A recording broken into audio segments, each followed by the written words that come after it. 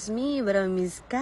For today's ganap nga pala ay may pupuntahan nga pala ako. Pupuntahan ko nga pala yung pinsang ko dahil pupunta kami sa Santa Rita. Dito na nga pala ako sumorkat sa Tigpala sa likod ng Moon Court. Niloko ko nga si Jasmine na sinabi ko ay nandun na ako sa may kanto nila pero wala naman talaga. Di niya alam na ngayon pa lang ako papunta sa kanto nila. Kaya sinabi ko nang nasa kanto na ako kasi sobrang kupad nito gumaya. Hiyang-hiya pa sa camera. After ko nga pala siyang masundo ay bumiyahin na kami para mapuntahan namin yung dapat namin puntahan. Diyos ko, ayaw rin namin magpaawat kahit sobrang init. Dumaan nga pala muna ako dito sa San Vicente dahil meron nga pala akong i-deliver na swimsuit. After ko nga palang may deliver yung swimsuit ay dumiretso na kami din sa pupuntahan namin ni Jasmine. Pupuntahan nga namin yung nail tech ko at dahil magpapanilis kami ng pinsan ko. Dito na nga pala kami dumaan sa may gilid ng Bera. Sa mga hindi alam, dito nga pala yung daan papunta kay Ara Texon. Pasok lang kayo dyan sa kanto na yan. By the way guys, kung sino gusto magpa-nails, eto nga pala yung FB account niya.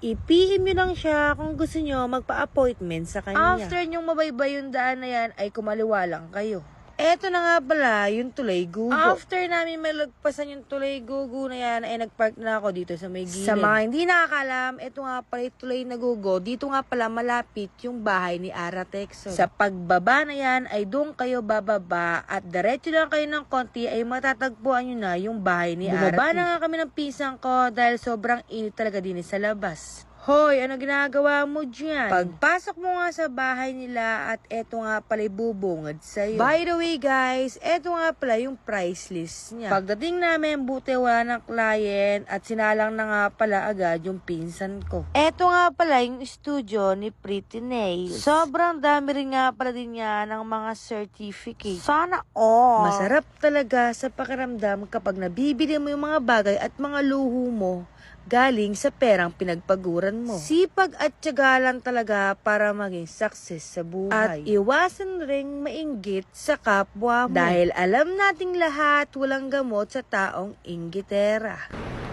Pwede na!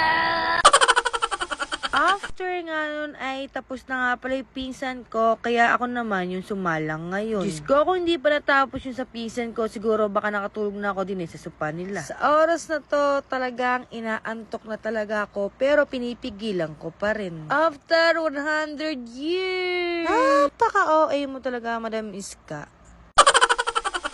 Sobrang happy ko kasi sobrang ganda ng inspo na napili ko. Sa mga viewers ko dyan, eto na yung sign para magpa-nails kayo. Sa halagang 350, any length, any design. After nga pala namin magpa-nails, ay nagpasama ulit yung pisang ko din sa poblasyon. Bibili nga pala siya ng crop top din sa D-Stylish Closet. Tapat nga pala to ng Robinson at dito nga pala sa second floor. Katabi nga pala siya ng Macan's Tokyo Ramen. After nga nun ay namimili na siya ng bibilhin niya. By the way guys, ang gaganda ng mga tinda din sa D-Stylish Closet. Kung naboboard ka, ay pumunta ka lang din sa store na to. After nga pala niyang bumili, ay bumaba na kami at uuwi na kami dahil ilang oras na kaming nawawala sa bahay.